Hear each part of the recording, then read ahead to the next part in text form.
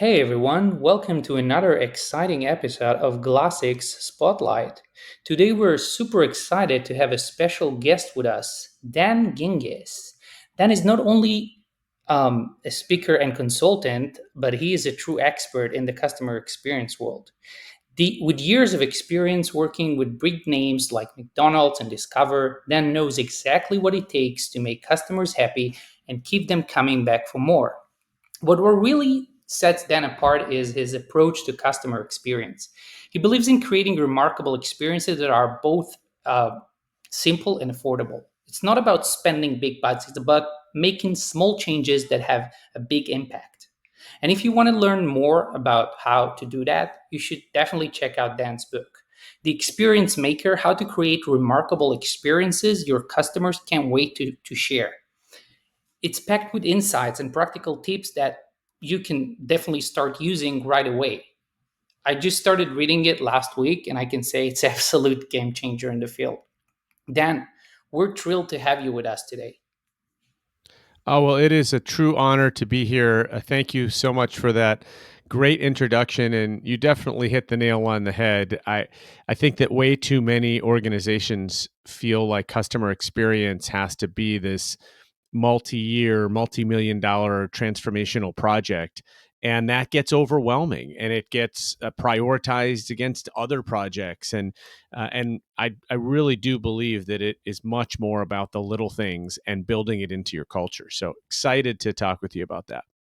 Absolutely. And today's episode called Elevating Customer Experience Using Generative AI, a talk with Dan Gingiss. So then before we jump right in, I really wanted to say that last week I started reading your book and I was kind of fascinated by the experience and the real life examples you bring in. And I would recommend to our audience to just give it a try, even if you're not from this, like specifically from the space of customer experience. Um, yeah, so let's dive right in. I think that our audience would love to know, in what ways do you see generative AI transform customer support experience? I mean, how does it make them more efficient and effective? Well, I think the first thing we have to remember, if I could deign to use a baseball reference, we're in the second inning of generative AI out of a nine-inning baseball game, and so I think we have to all keep in mind that while it is immensely powerful and it is an absolute game changer, it's only going to get better, more efficient, more accurate, and so I think we have to plan for that. But even right now, it is doing some amazing things in terms of personalization, in terms of solving issues and finding the answers to questions a little bit faster. And those are some of the things that I'm really excited about. I would say broadly, my approach is that any technology should not be looked at as a replacement for humans. It should be looked at as a complement to them. So the goal should be, let's make our customer service agents better at their job and therefore create a better experience for our customers versus let's try to get rid of our human customer service agents and have our customers only interact with a computer. Because the reason that fails is that most customers don't want that, and it might be cost efficient and it might save you some money, but it's not going to create the customer satisfaction that you're looking for. And then if customers leave because your competitor offers human interaction, it isn't worth the investment. So I think as long as you approach it that way, to say, how do we make our agents better? I think it can be immensely powerful. Yeah, I couldn't agree more. Actually, here at Glassix, we're all about the agent experience. One of the major build blocks that we build Glassix on is the agent experience. So potentially, what we're trying to do is not just keep evolving the platform and our technology based on agent feedback in real time, but also we kind of understood that in order to, for the companies that we work with that are using our platform and services to deliver this exceptional CX they all crave for, the agent must be top priority. And the agent experience must be top priority as a catalyst for a healthy, uh, potential healthy growth in the customer happiness. Yeah, I mean, as customers, we've all had experiences where we've talked to a customer service agent that has been wonderful and friendly and helpful and solved our problem. And we've also had experiences where it's been the exact opposite, and we've left even more frustrated than when we came in. And so when we can empower our agents and we can allow them to be better agents and frankly to focus on the things that they're best at, which is to be human and to have a human conversation. It's like the one thing AI really can't do. Then we create a better experience for everybody. It's a better agent experience and it's a better customer experience. If you think of an in-person example, I always like to imagine you walk into a fast food restaurant and the person behind the counter, it looks like you're interrupting their otherwise pleasant day because you want to place an order, right? And it's like before you even taste the food, you've already got this feeling of almost dread and negativity versus you walk in and somebody's got a smile on their face and they welcome you and they, ask you what you'd like to order today. And there's engagement that totally sets the stage differently for how the meal's going to be enjoyed. And this is true when we talk with customer service agents as well. Yeah, it kind of reminds me about 60 days ago, about 2 months ago, we conducted a survey for our users to kind of understand, again, going back to the agent experience here, to kind of understand what is the number one feature that helps making their day to day much more easier. So we got different answers, obviously, because we do have a handful of features. Um, First place came in a keyboard shortcut that by using it they are able to kind of one click complete tasks and one click obviously kind of reply to customers, which is very helpful. But one of the other answers that were among the top answers that we received were the ability to use auto suggested replies. So we use a conversational AI coupled with GPT-4 engine by OpenAI. And we have this feature in our platform for the customers that are using our AI suite that allows the support agent to, the suggested replies basically are shared on the agent inbox, and the agent simply can just choose the most appropriate answer in one click and answer the customer query. And the agent feedbacks from our survey was amazing. We never kind of realized how helpful it is. Yeah, and I that's in some ways that's not surprising in the sense that you've made their jobs easier and therefore they're going to like their jobs more and therefore that positivity is going to get translated to the customers that they're talking to. I always imagined, I know this is kind of goofy, but remember when IBM first came out with Watson and they put it on Jeopardy on the game show and it beat all the humans, right? And it was so amazing that it knew the answer to all of these esoteric questions. And so I always imagine an agent sitting in a contact center or maybe sitting at home and they're sitting next to the equivalent of Watson. And think about the confidence that that gives them. That they know that they can find the answer to any question instantly, even an esoteric one, because of old Watson sitting next to them, right? And so, how does that change how they approach their work every day? It's a drastic change. If you've ever been in a contact center, and I know you have, but if listeners, if you haven't been in a contact center, oftentimes you will see agents that have three different computer screens and post-it notes all over the place, and they've got little tips and tricks and Word documents open where they can copy and paste answers, and they've got knowledge bases, and it is the most chaotic, confusing situation. But and usually it's not set up well enough for each agent, so they end up having to create their own hacks. This gets rid of all of that because they can sit down, they know they have all the answers. So it's not, they don't have to worry about their own knowledge or their own capabilities. They really just have to worry about creating an engagement with the customer and having a human conversation with them in order to solve the problem. And so I think it just gives agents more confidence, more positivity, And that absolutely shows to customers. I mean, you can, as we said before, you can tell when an agent's having a good day or a bad day, right? It becomes very apparent to the customer. So I love what you're describing because it definitely enhances both sides of the equation, that agent experience and the customer experience.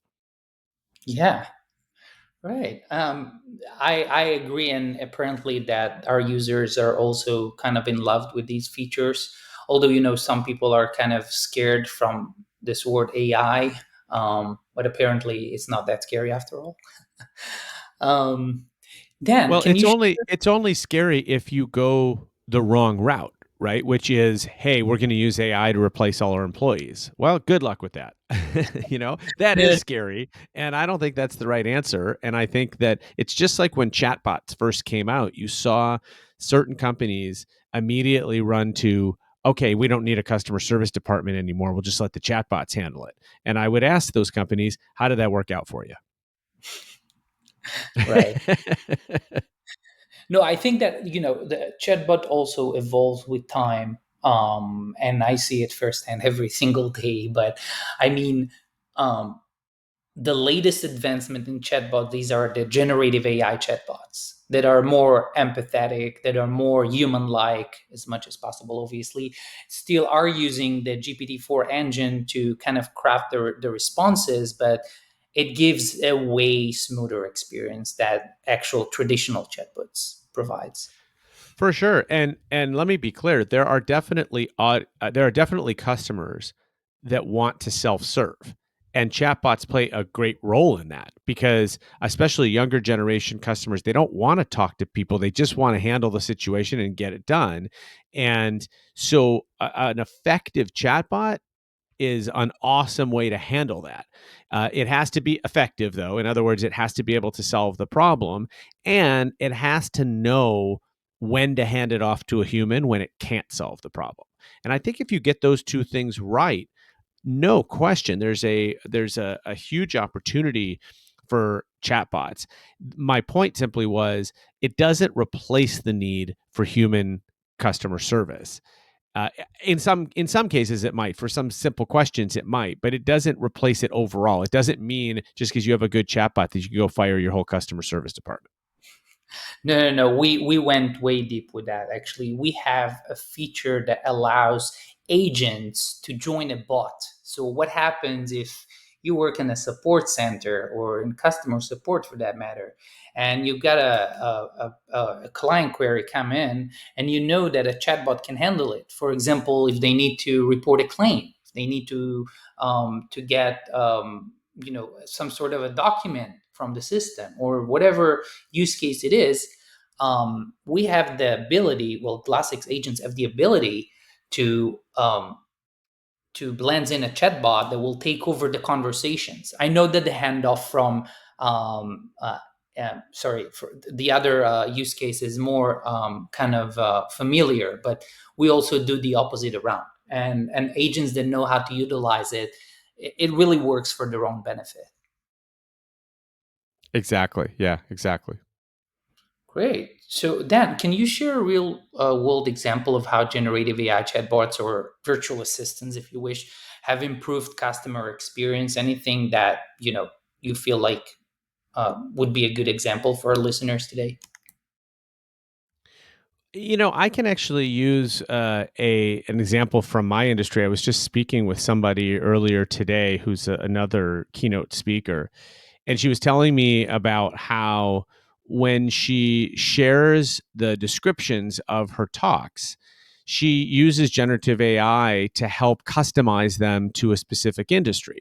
And if you think about it, customer experience is a topic that is broad enough that it can apply to every industry, but you run the risk of being so broad that nobody thinks it's actually for them. And so I loved this use case of being able to, throw a description of your product or service, in this case, a keynote speech, into a generative AI platform and say, hey, help me to reframe this for the plumbing industry or for the restaurant industry, because you're going to use slightly different words. And because service providers can't necessarily be experts in every industry, it's a great way to while offering essentially the same service. It's a great way to customize it to an audience and be able to appeal to them more because you understand their language. Yeah, totally. I think that one of the things that we bump into here in classics is the different industries that we serve. Because you mentioned any a specific industry, we're kind of vertical agnostic. We have different customers that operates in different verticals, and I think that what I see here firsthand is kind of the how amazing is empathy implemented into your chatbot, and the different scenarios and the different use cases and the day-to-day challenges it actually helps these companies to kind of solve. And when they get the data and they share it with us, we're kind of amazed. We talk about 32 approximately 32% savings in operational costs, and approximately around 50% off phone calls are deflected into digital channels that are handled by chatbots. Um, and I think that the ability that we kind of provide our customers with is they have the ability to run one script to go through all channels.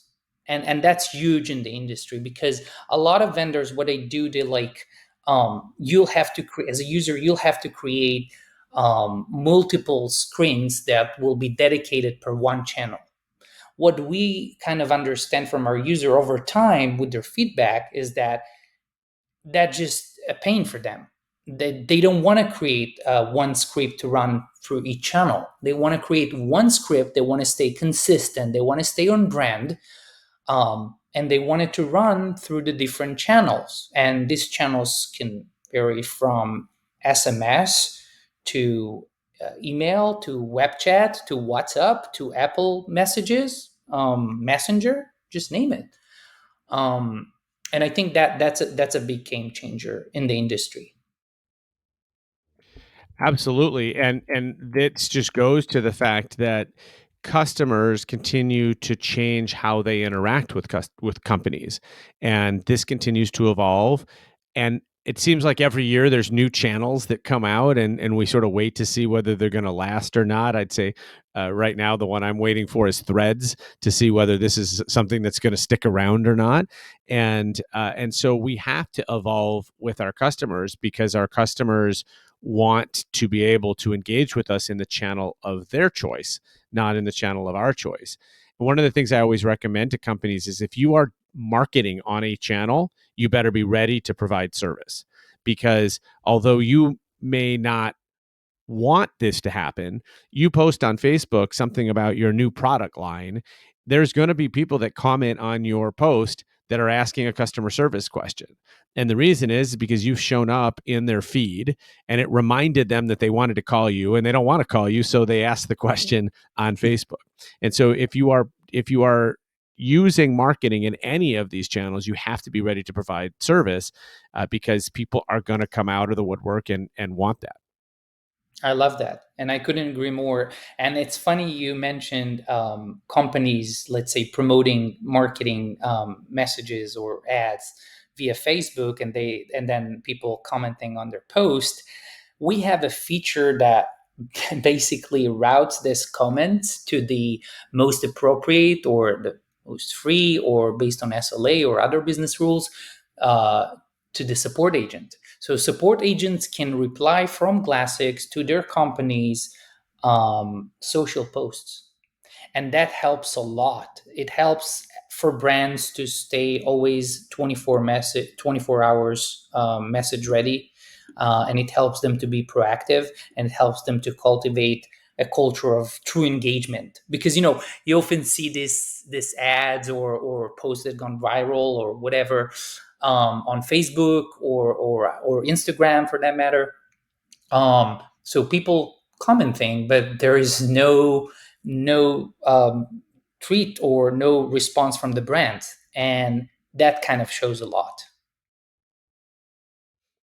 Yeah, I'm always surprised at that, when especially when people take to social media to compliment a brand, which is really one of the only channels that happens, right? Very few people call a contact center just to say, hey, wanted to tell you you're doing a great job, right? They're calling because there's a problem. But in social, we also have people that call or that post and say nice things about brands. And it always shocks me when there's no response. I like to equate it to if I get off the stage after a keynote presentation and somebody stops me and says, man, that was the best speech I've ever heard. And I just keep walking and don't acknowledge them, they're going to think I'm a jerk, right? And that's what companies are doing every day. And so if you don't have a strategy for responding to compliments, you're definitely missing something. Totally. I want to go back to the businesses and chatbots and AI and kind of as a lot of people in the industry say, we're in the age of efficiency, we're in the age of empathy, and these words are they're not the opposite, but it's pretty hard to probably combine both, I guess. Goes to my next question is, Dan, how do businesses ensure that AI driven customer service maintains a human touch and empathy in responses?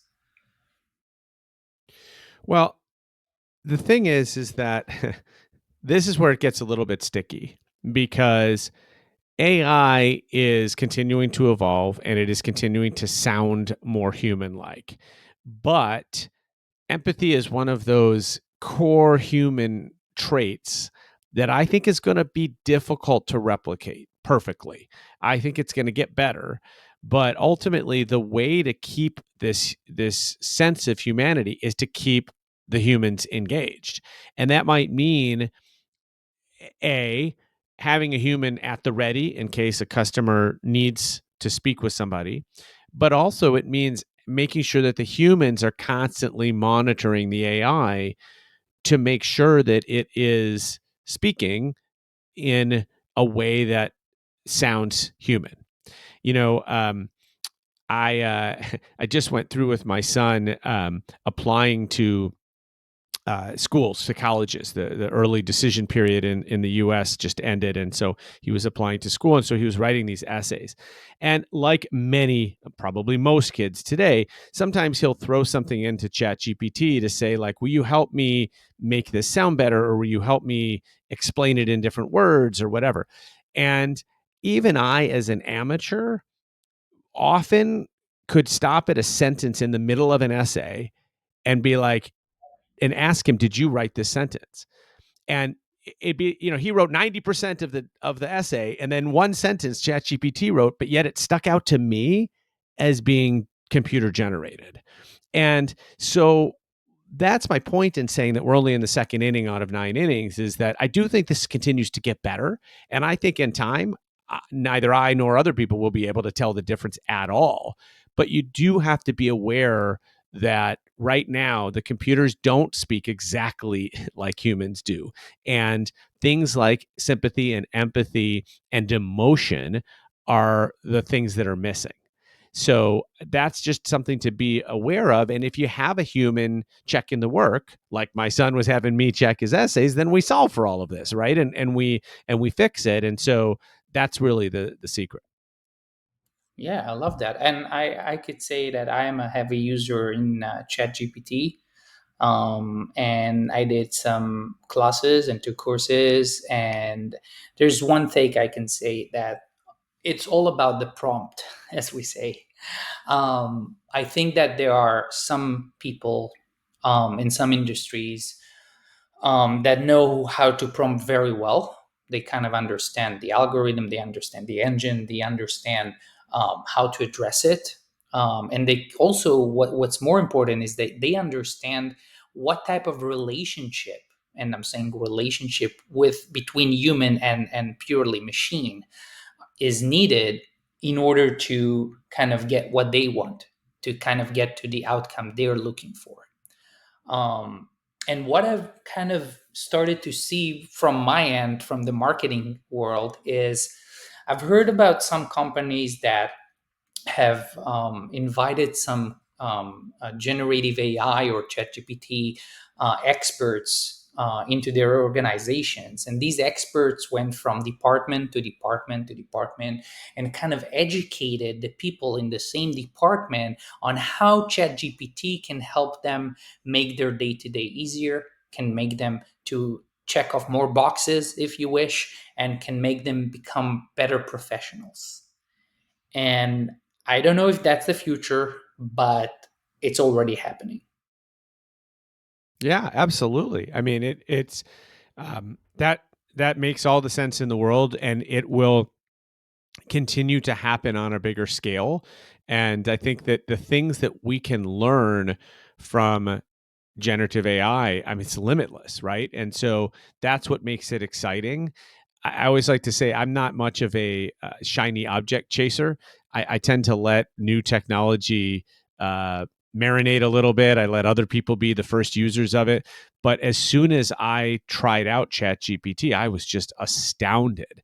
And so while I am being careful to not become dependent on it or addicted to it, I do think that it is unbelievably powerful in ways that we can't even imagine yet. And I'm excited to kind of take that ride and to learn along with it. And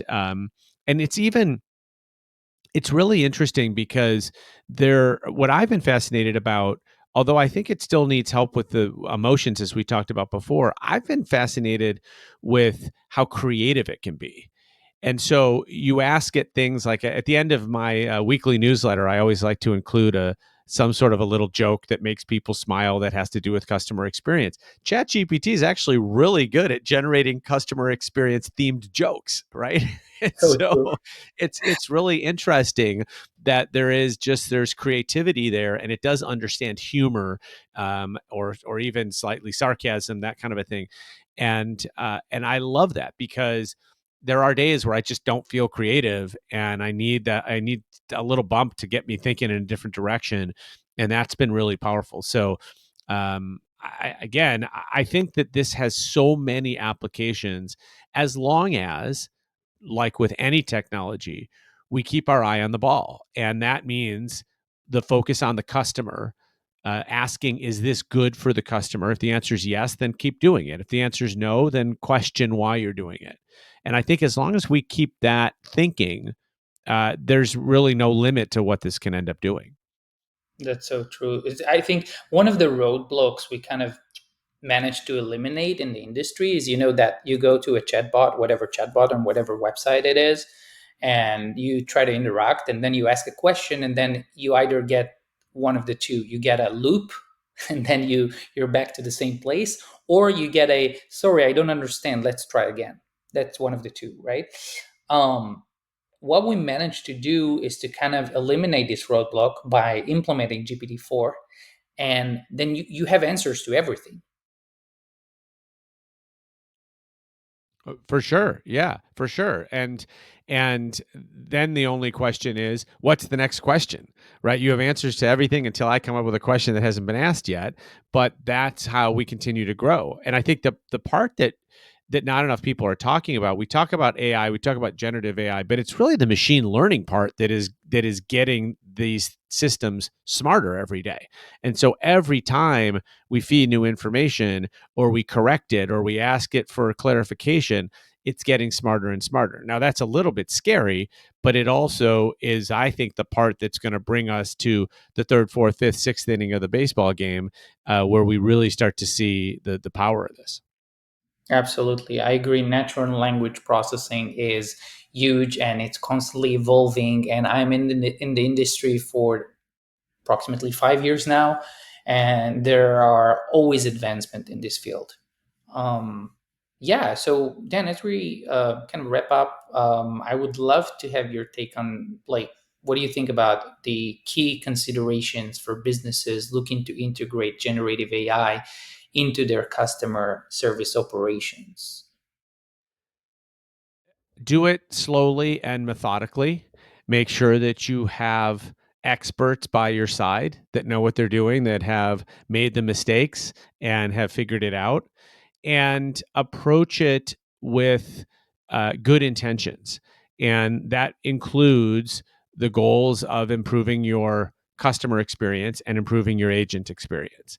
And I think if you approach any technology that way, you're going to use it for good versus the urge of using it to save money.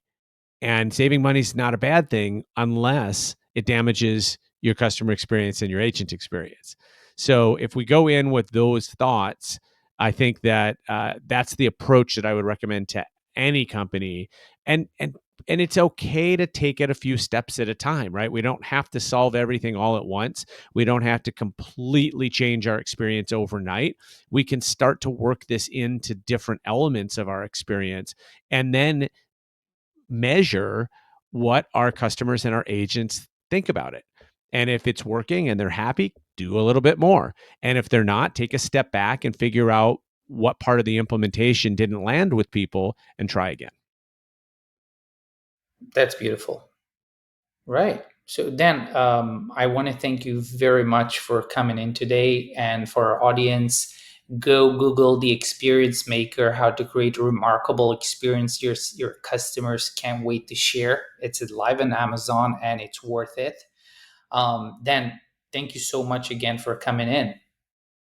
My pleasure. I feel like we could talk again in as little as 6 to 12 months, and this will be a completely different conversation. But I look forward to that because it's that's what's so fun about this industry. True that. Right on. Thank you, Dan.